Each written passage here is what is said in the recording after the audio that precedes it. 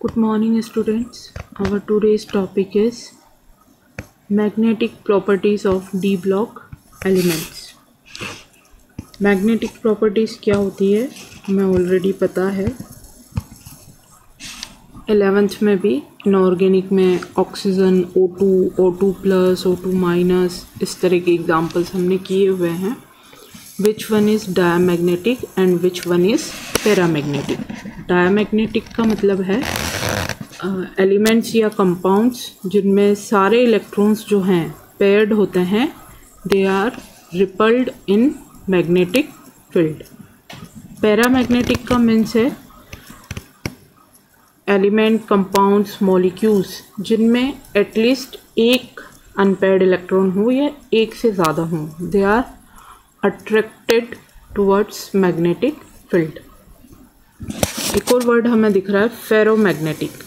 Ferromagnetic is maximum condition of paramagnetism, मतलब जो magnetic field के टुवर्ड्स अट्रैक्शन है जब वो हाईएस्ट होगा वो कंपाउंड्स को हम कहते हैं फेरोमैग्नेटिक कंपाउंड्स। जब डी ब्लॉक की हम बात कर रहे हैं तो डी ब्लॉक में हमने देखा है कि उसकी स्पेसिफिक प्रॉपर्टी है ट्रांजिशन मेटल्स में काफ़ी सारे अनपेयर्ड इलेक्ट्रॉन्स प्रेजेंट होते हैं, तो ऑब्वियसली अनपेयर्ड इलेक्ट्रॉन है सो दे विल शो पैरामैग्नेटिज्म। अब जो मैग्नेटिक मोमेंट है मेटल्स का वो कितना है उसको कैलकुलेट करने से रिलेटेड जो क्वेश्चन है उसको एग्ज़ाम में पूछा जाता है। Mu is magnetic moment, mu equal to root of n multiplied with n+2। This formula is known as spin only formula. Spin only formula means जो इलेक्ट्रॉन्स की स्पिन है उसकी वजह से जो मैग्नेटिक मोमेंट होगा उसको ये कैलकुलेट करेगा। जो ऑर्बिटल रोटेशन है उसकी वजह से जो मैग्नेटिक मोमेंट है वो ऑलमोस्ट नेग्लिजिबल होता है, इसलिए उसको यहाँ पे हम कैलकुलेट नहीं करेंगे। सिर्फ इलेक्ट्रॉन की स्पिन की वजह से जो मैग्नेटिक मोमेंट जनरेट होगा उसकी कैलकुलेशन का फॉर्मूला है। और यहाँ पे जो n है वो है number of unpaired electrons. Mu magnetic moment है जिसकी यूनिट होती है बोर मैग्नेटोन। तो जब फाइनल रिज़ल्ट हमारा निकल कर आएगा लास्ट में हमें BM जो यूनिट है उसको मेंशन करना ज़रूरी है।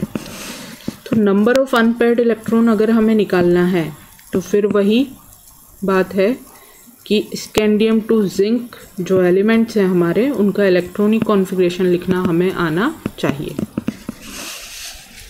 अब कैसे क्वेश्चन आएगा? क्वेश्चन कोई भी एलिमेंट या आयन हमें दे देंगे, like calculate the magnetic moment of scandium.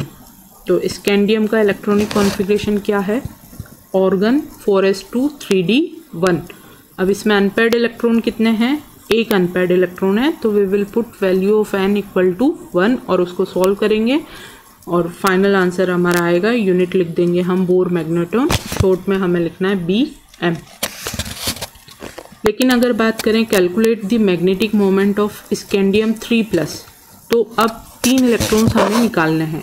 तो 2 इलेक्ट्रॉन 4s के और 1 इलेक्ट्रॉन 3d का निकलेगा, तो अनपेयर्ड इलेक्ट्रॉन्स हो जाएंगे 0, n विल बी 0। तो यहाँ पे काफ़ी सारे आयंस दिए हुए हैं और उनका मैग्नेटिक मोमेंट दिखाया हुआ है, तो हम देख सकते हैं जहाँ भी अनपेयर्ड इलेक्ट्रॉन 0 है मैग्नेटिक मोमेंट कैसा है? 0।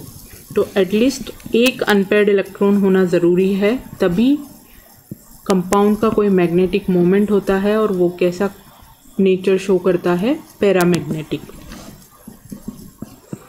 अगर डायरेक्ट मेटल पूछते हैं तो उसके इलेक्ट्रॉनिक कॉन्फ़िगरेशन के अकॉर्डिंग हम अनपेयर्ड इलेक्ट्रॉन्स काउंट करेंगे। और अगर मेटल का आयन जनरली आयोनिक फॉर्म में ही पूछा जाता है, जैसे Mn2+ है, निकल 2+ है, तो हमें आयन का इलेक्ट्रॉनिक कॉन्फ़िगरेशन निकालना है। जितने भी पॉजिटिव चार्ज है उतने इलेक्ट्रॉन्स निकालने हैं। सबसे पहले इलेक्ट्रॉन्स निकलेंगे 4s के, उसके बाद 3D के। और फिर बचे हुए इलेक्ट्रॉन्स में हम देखेंगे कितने अनपेयर्ड इलेक्ट्रॉन्स है और n की वैल्यू पुट करके हम इजीली मैग्नेटिक मोमेंट को कैलकुलेट कर सकते हैं। एक क्वेश्चन दिया हुआ है, magnetic moment of a divalent ion in aqueous solution atomic number is 25। Divalent ion का मतलब है उसके ऊपर जो चार्ज है वो कितना है 2+, और एटॉमिक नंबर 25 का मतलब है कॉन्फ़िगरेशन हो जाएगा 4s2 3d5 और 2+ 2 इलेक्ट्रॉन s के निकलेंगे तो बचेगा d5, और d5 का मतलब है कितने अनपेयर्ड इलेक्ट्रॉन्स 5। तो इस तरह से हम इजीली इन्हें सॉल्व कर सकते हैं। बहुत ही सिंपल तरीके का ये क्वेश्चन है, सिर्फ हमें इलेक्ट्रॉनिक कॉन्फ़िगरेशन निकालना और अनपेयर्ड इलेक्ट्रॉन्स देखना आना चाहिए। आराम से हम इस मैग्नेटिक मोमेंट को कैलकुलेट कर सकते हैं। एक और इसी तरह का क्वेश्चन है, spin only magnetic moment of M2+ ion जिसका एटॉमिक नंबर कितना है 27 का मतलब है D7 4s2, तो M2+ 4s के 2 इलेक्ट्रॉन्स निकल जाएंगे D7 का मतलब है जो अनपेयर्ड इलेक्ट्रॉन्स होंगे वो कितने होंगे 3 अनपेयर्ड इलेक्ट्रॉन्स होंगे। तो n की वैल्यू 3 रखकर हम इजीली कैलकुलेट कर सकते हैं कि जो मैग्नेटिक मोमेंट है वो कितना है। नेक्स्ट प्रॉपर्टी है फॉर्मेशन ऑफ कलर्ड आयंस। अब ये भी हमें पता है कि जिस भी कंपाउंड मॉलिक्यूल एटम एलिमेंट में अनपेयर्ड इलेक्ट्रॉन होता है वही कलर्ड नेचर शो करते हैं। तो d ऑर्बिटल की ट्रांजिशन एलिमेंट्स में अनपेयर्ड इलेक्ट्रॉन्स प्रेजेंट है। इस वजह से एनर्जी की प्रेजेंट में क्या होगा, जो इलेक्ट्रॉन है वो एनर्जी को गेन करके लोअर एनर्जी लेवल से कहाँ चला जाएगा, हायर एनर्जी लेवल में। और ये जो लोअर और हायर एनर्जी लेवल है वो है सिर्फ d ऑर्बिटल का। तो जैसे हम पहले भी डिस्कस कर चुके हैं, d ऑर्बिटल में क्या होता है, एनर्जी की प्रेजेंस में स्प्लिटिंग होती है और 3 d ऑर्बिटल्स नीचे रह जाते हैं जिन्हें हम कहते हैं T2g, और 2 d ऑर्बिटल्स की एनर्जी बढ़ जाती है जिन्हें हम कहते हैं Eg। तो इसे हम कह सकते हैं dd ट्रांजिशन, dd ट्रांजिशन। तो रीजनिंग में 1 या 2 नंबर में पूछा जाता है वाई ट्रांजिशन मेटल्स और d block elements shows colour, because due to the presence of unpaired electrons they show dd transition in which electron transfer from T2g to Eg। और जब वापस वो Eg से वापस T2g में आएगा तो जो भी फ्रिक्वेंसी की लाइट रिलीज होगी उसका कॉम्प्लीमेंट्री कलर हमें देखने को मिलता है। तो ये जो इलेक्ट्रॉन का ट्रांजिशन हो रहा है लोअर से हायर एनर्जी लेवल में वो सिर्फ d ऑर्बिटल में हो रहा है, T2g से Eg, इसलिए इसे कहते हैं dd ट्रांजिशन। यहाँ पे आयंस और उनके कलर दिखे हुए हैं। जिन आयंस में D0 है मीन्स अनपेयर्ड इलेक्ट्रॉन एक भी नहीं है, वो सारे कैसे हैं, कलरलेस। जैसे D10 अनपेयर्ड इलेक्ट्रॉन एक भी नहीं है तो कलरलेस। और अगर एक भी अनपेयर्ड इलेक्ट्रॉन प्रेजेंट है तो उस आयन का क्या होगा, कोई ना कोई कलर वहाँ पे होगा। Formation of complex compound. Complex compound next chapter है कोऑर्डिनेशन कॉम्प्लेक्स हमारा, उसमें हम कॉम्प्लेक्स कंपाउंड्स को डिटेल में स्टडी करेंगे। लेकिन 11th में भी हम कुछ एग्जांपल्स देख चुके हैं और कैसे हम कॉम्प्लेक्स कंपाउंड्स को पहचानते हैं। अभी के लिए हमारे पास सिर्फ इतना है कि जब भी हमें ये लार्ज ब्रैकेट दिखेगा, स्क्वायर ब्रैकेट में अगर कोई कंपाउंड लिखा हुआ है उसका मतलब है वो कैसा कंपाउंड है, कॉम्प्लेक्स कंपाउंड है। तो कॉम्प्लेक्स कंपाउंड में क्या होता है कि जो डी ब्लॉक के एलिमेंट्स हैं, जैसे हमें दिख रहे हैं आयरन है, कॉपर है, प्लेटिनम है, इन्हें हम कहेंगे सेंट्रल एटम, क्योंकि ये सेंटर में प्रेजेंट है और इनके साथ बहुत सारे दूसरे आयंस भी वहाँ पे प्रेजेंट है। अब रीजनिंग का क्वेश्चन क्या पूछा जाएगा, वाई डी ब्लॉक एलिमेंट्स और transition metals shows complex compound, या इनकी टेंडेंसी क्यों है कॉम्प्लेक्स कंपाउंड बनाने की। तो सबसे पहला कारण है इनका जो मेटल आयंस है उनकी साइज़ कैसी होती है, स्मॉल। डी ब्लॉक के एलिमेंट्स की हाई आयोनिक चार्ज होता है, ये ऑक्सीडेशन स्टेट्स हाई शो कर सकते हैं +6 +7 तक, and availability of D block D orbitals for bond formation. ये जो साइनाइड है, क्लोरीन है, अमोनिया है, ये जो हमें दिख रहे हैं, इन आयंस के साथ बॉन्ड फॉर्मेशन करने के लिए इनके पास डी ब्लॉक प्रेजेंट है, हाफ फिल्ड या फिर vacant. Size of metal ion small है, इजीली कॉम्प्लेक्स बन सकता है, और हाई आयोनिक चार्ज है, मतलब जो ऑक्सीडेशन स्टेट है ये हाई ऑक्सीडेशन स्टेट को भी शो करते हैं। इन प्रॉपर्टीज़ की वजह से जो डी ब्लॉक के एलिमेंट्स हैं वो क्या बनाते हैं, coordination compound. Catalytic property,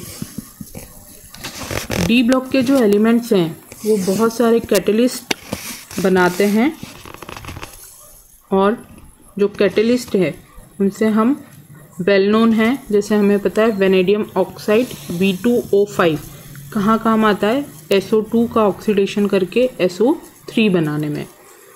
iron ammonia के फॉर्मेशन की प्रोसेस में, और nickel, platinum, palladium, NiPt, PD जब ऑर्गेनिक रिएक्शंस हमने देखी थी हाइड्रोजनेशन में, हाइड्रोजन को ऐड करने में।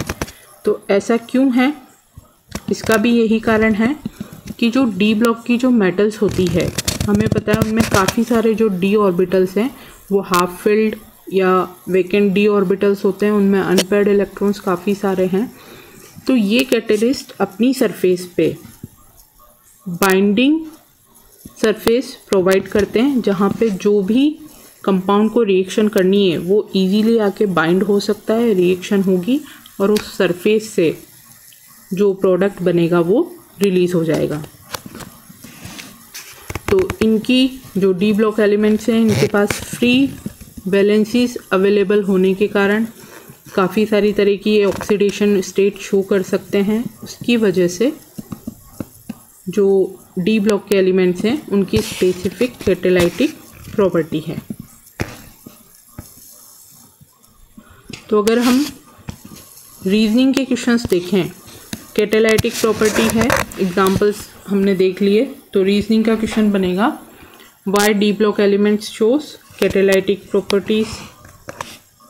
आंसर क्लियर है, due to availability of free valencies और the tendency to form multiple oxidation state, जिसकी वजह से सरफेस पे बाइंडिंग साइट्स प्रोवाइड होगी और इजीली रिएक्शन हो जाएगी। कॉम्प्लेक्स कंपाउंड क्यों फॉर्म करते हैं, क्योंकि इनका साइज़ बहुत स्मॉल है, डी ऑर्बिटल्स प्रेजेंट है बॉन्ड फॉर्मेशन के लिए, और हाई आयोनिक चार्ज इनमें होता है। कलर्ड कंपाउंड्स क्यों बनाते हैं, क्योंकि इनके अंदर अनपेयर्ड इलेक्ट्रॉन्स प्रेजेंट हैं जो डी ट्रांजिशन कर सकते हैं T2G से Eg में ट्रांसफ़र होना। और मैग्नेटिक प्रॉपर्टी, जिसमें हमें एक ही तरह का क्वेश्चन बनेगा, μ = √n × n + 2 वाले फॉर्मूले से हमें मैग्नेटिक मोमेंट को कैलकुलेट करना है।